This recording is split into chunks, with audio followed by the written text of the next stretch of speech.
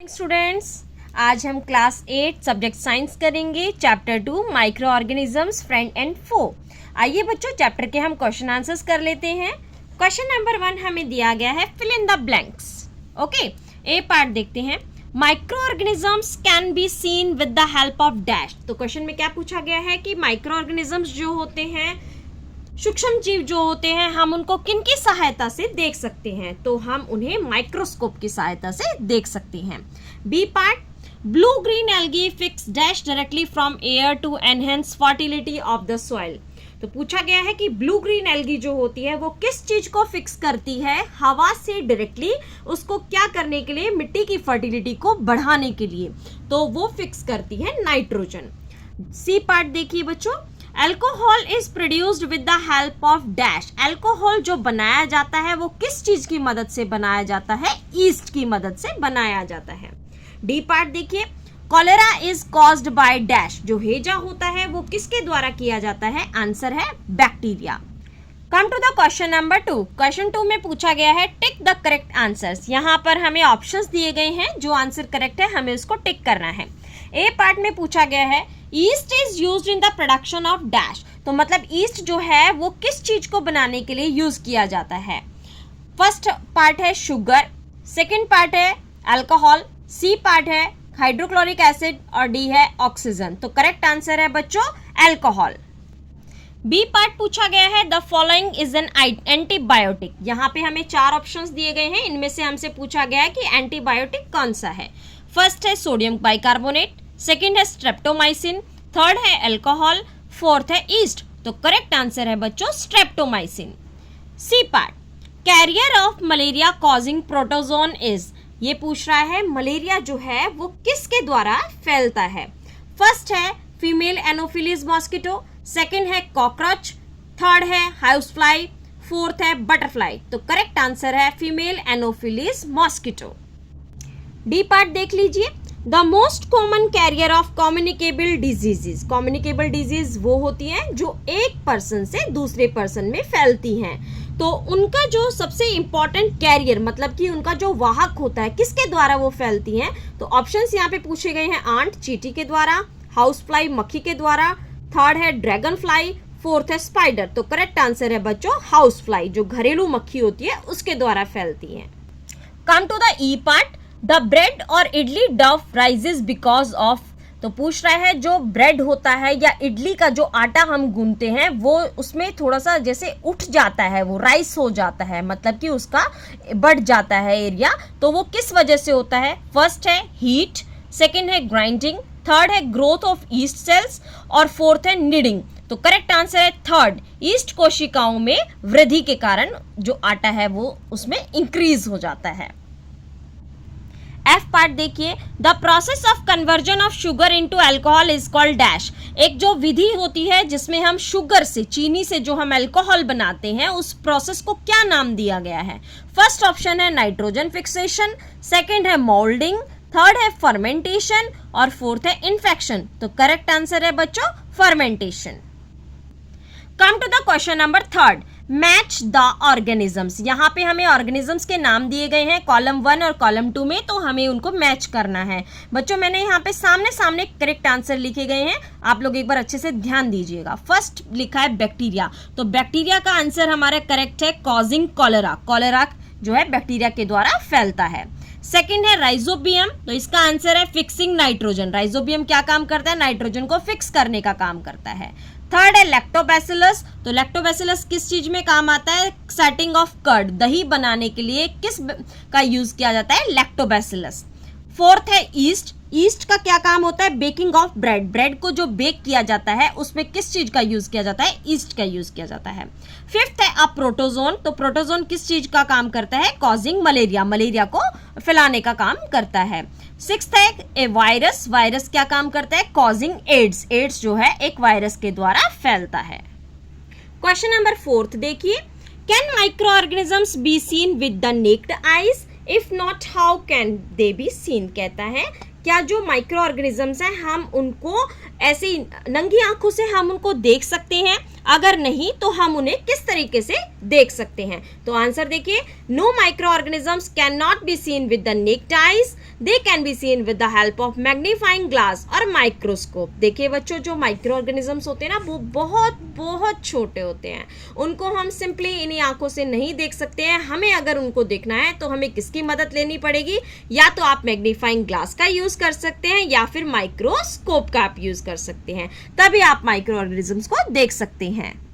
Come to the question number 5, what are the major groups of micro organisms. तो देखिए यहाँ पे जो सूक्ष्म जीव होते हैं हमने उनको कितने ग्रुप्स में बांटा होता है।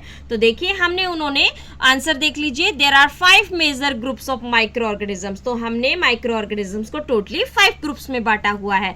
फर्स्ट है बैक्टीरिया, सेकेंड है फंगाई, थर्ड है प्रोटोजोआ, फोर्थ है एल्गी एंड फिफ्थ है virus. Come to the question number 6, name the micro organisms which can fix atmospheric nitrogen in the soil. हमसे पूछा जा रहा है कि कौन कौन से माइक्रो ऑर्गेनिजम्स जो हैं नाइट्रोजन को फिक्स करने का काम करते हैं मिट्टी में। तो आंसर देखिए, bacteria such as rhizobium and certain blue green algae present in the soil can fix atmospheric nitrogen and convert it into nitrogenous compounds. तो आंसर में क्या बताया गया है कि कुछ बैक्टीरिया जैसे कि राइजोबियम और बहुत सारे ब्लू ग्रीन एल्गी जो होते हैं, जो मिट्टी में मौजूद होते हैं, वो क्या काम करते हैं? नाइट्रोजन को फिक्स करने का काम करते हैं सॉइल में, और साथ ही उनको किस चीज में बदल देते हैं? नाइट्रोजन के बाकी कंपाउंड्स में उसको चेंज कर देते हैं, मतलब कि नाइट्रोजन के जो अलग अलग रूप होते हैं उसमें उन्हें बदल देते हैं। क्वेश्चन नंबर 7 देखिए बच्चों, write 10 lines on the usefulness of micro organisms in our lives. ये पूछ रहा है कि माइक्रो ऑर्गेनिजम्स हमारे लिए किस तरीके से उपयोगी हैं, तो आपको 10 लाइनों में बताना है। फर्स्ट देखिए, they are used in wine making. जो वाइन बनती है उसमें किसका उपयोग किया जाता है? माइक्रो ऑर्गेनिजम्स का। सेकेंड है, micro organisms are used to reduce pollution. जो पॉल्यूशन होता है उसको कम करने के लिए किसका उपयोग होता है? माइक्रोब्स का। थर्ड है, they are use to increase the soil fertility. जो मिट्टी का जो उपजाऊपन है उसको बढ़ाने के लिए भी माइक्रो ऑर्गेनिजम्स का यूज किया जाता है। फोर्थ है, they are use in the preparation of medicine. जो दवाइयां बनती हैं उसमें भी किसका यूज किया जाता है? माइक्रो ऑर्गेनिजम्स का। फिफ्थ है, they are used in biological treatment of sewage. जो सीवेज होता है उसके ट्रीटमेंट में भी किसका यूज किया जाता है? माइक्रो ऑर्गेनिजम्स का। सिक्स्थ है, they are used in baking, है ना, जब हम ब्रेड बेक करते हैं तो उसमें भी किसका यूज किया जाता है? माइक्रो ऑर्गेनिजम्स का हम यूज करते हैं। Seventh part, they are used in curd making. दही बनाने के लिए भी हम लोग माइक्रो ऑर्गेनिजम्स का यूज करते हैं, आपको पता है ना, लैक्टोबैसिलस यूज किया जाता है। एट्थ पार्ट है, they are used in pickling. अचार जो बनाया जाता है बच्चों उसमें भी माइक्रोब्स का यूज किया जाता है। Ninth part, bacteria is also involve in making चीज। चीज को बनाने में भी हम बैक्टीरिया का यूज करते हैं। 10th है, some micro organisms are taken as prebiotics which give health benefits. कुछ माइक्रोब्स को हम पहले से ही प्रोबायोटिक्स के तौर पे ले लेते हैं, जिसकी वजह से क्या होती है? हमें हेल्थ की बेनिफिट्स मिलती हैं, फायदे मिलते हैं। क्वेश्चन नंबर 8 देखिए, right a short paragraph on harms caused by micro organisms. तो देखिए पिछले क्वेश्चन में हमने उनके उपयोग जाने थे कि माइक्रो ऑर्गेनिजम्स का हम किस किस चीज में उपयोग करते हैं। अब हमें इस क्वेश्चन में लिखना है एक छोटा सा पैराग्राफ कि क्या क्या नुकसान होते हैं माइक्रो ऑर्गेनिजम्स के द्वारा। तो देखिए answer, microorganisms cause disease in animals, example in humans, bacteria cause disease like cholera, tuberculosis, typhoid, etc. तो देखिए बताया है कि जो इंसान होते हैं उनमें माइक्रो ऑर्गेनिज्म के द्वारा कौन कौन सी बीमारियां फैलती है। बैक्टीरिया जैसे बीमारी करता है, कौन कौन सी? Cholera, tuberculosis, typhoid, etcetera. In cattle जो जानवर होते हैं, गाय भैंसे होती हैं, foot and mouth disease is caused by virus. जो उनके जो पाँव की बीमारी होती है, फुट की बीमारी होती है या फिर मुंह की जो बीमारी होती है वो वायरस के द्वारा होती है, और वायरस भी क्या होता है? एक माइक्रो ऑर्गेनिजम्स होता है। इसी तरीके से several microbes cause disease in plants. जो प्लांट्स जो होते हैं आपने देखा होगा ना, उनमें भी कीड़े वगैरह लग जाते हैं, तो वो भी किसके द्वारा होते हैं? माइक्रोब्स के द्वारा होते हैं। क्वेश्चन नंबर 9 देखिए बच्चों, व्हाट आर एंटीबायोटिक्स। एंटीबायोटिक्स किसे कहते हैं? What precautions must be taken while taking antibiotics? तो क्वेश्चन में पूछ रहा है हमें कौन कौन सी सावधानी बरतनी चाहिए जब हम एंटीबायोटिक्स को लेते हैं। तो चलिए जान लेते हैं पहले एंटीबायोटिक्स किसे कहते हैं। Antibiotics are medicines produced by certain microorganisms to kill disease causing microbes। तो देखिए बच्चों, जब हमारी बॉडी में कोई बीमारी हो जाती है तो हम लोग क्या करते हैं, दवाई लेते हैं। अब वो दवाइयाँ ही क्या होती हैं, एंटीबायोटिक्स होती हैं। ठीक है, वो क्या करती हैं, जैसे हम सपोज कीजिए, मान लीजिए हमें सर दर्द हो गया है तो हम लोग क्या करते हैं, डिस्प्रिन लेते हैं या सैराडोन, इस टाइप की हम लोग दवाइयाँ लेते हैं। उससे क्या होता है, हमारा दर्द जो है चुटकियों में खत्म हो जाता है। उससे जो एंटीजेंस होते हैं वो क्या होते हैं, हमारी बॉडी में अटैक नहीं कर पाते हैं। बीमारी फैलाने वाले जो कीटाणु होते हैं वो अटैक नहीं कर पाते हैं, क्योंकि उनसे लड़ने के लिए हमारी बॉडी में एंटीबॉडी डेवलप हो जाती है जो फाइट करके उनको भगा देती हैं और हमें जो है आराम मिलता है। तो एंटीबायोटिक्स उन्हीं दवाइयों को बोलते हैं जो कुछ माइक्रो ऑर्गेनिजम्स के द्वारा बनाई जाती हैं और किसको मारने के लिए, जो बीमारी फैलाने वाले जो माइक्रोब्स होते हैं उनको किल करने के लिए यूज हम इसको करते हैं। उदाहरण दिया गया है, एग्जाम्पल में हमने दो नाम यहाँ लिखे हैं, स्ट्रेप्टोमाइसिन और टेट्रासाइक्लिन। एक पेनिसिलिन भी होता है, आप वो भी ऐड कर सकते हैं। ठीक है, अब आपको समझना है कि हमें कौन कौन सी सावधानियां बरतनी पड़ती है जब हम एंटीबायोटिक्स लेते हैं। तो precautions to be taken while taking antibiotics, अब देखिए मैंने लिखी है यहाँ पे। Number 1, antibiotics should be taken under the supervision of the qualified doctor. सबसे पहली बात आपको ये ध्यान रखनी है, अगर आप दवाइयाँ ले रहे हैं तो आपको किसी वेल क्वालिफाइड डॉक्टर के से ही दवाइयाँ लेनी चाहिए। ओके।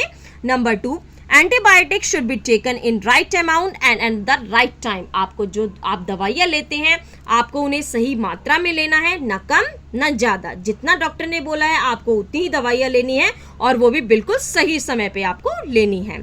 थर्ड देखिए, course of antibiotic should be completed, है ना। देखिए आपको जो जिस चीज़ की भी आप दवाइयाँ लेते हैं, सपोज कीजिए कोई ऐसी डिजीज़ है जो लंबे समय तक चलती है, तो डॉक्टर आपको प्रेस्क्राइब करता है कि जैसे कि आपको 1 महीने के लिए दवाई खानी है, 4 महीने के लिए खानी है, या सपोज कीजिए 1 वीक के लिए खानी है। तो आपको क्या करना चाहिए बच्चों, उसका कोर्स कंप्लीट करना चाहिए। ये नहीं है कि आपने 2 दिन खाया, आपको आराम हो गया तो उसके बाद आपने छोड़ दिया, नहीं। जब तक कि डॉक्टर ने प्रेस्क्राइब किया है तब तक आपको उसको पूरा कोर्स उसका कंप्लीट करना चाहिए। तो बच्चों यहाँ पर हमारे क्वेश्चन आंसर्स कंप्लीट होते हैं। Chapter 2 micro organisms, class 8 science. I hope आप सब बच्चों को चैप्टर भी इसके माध्यम से कुछ समझ में आया होगा। आप सब बच्चे इनको अच्छे से याद कीजिएगा और नोटबुक में नोट डाउन कीजिएगा। Thank you students, have a nice day.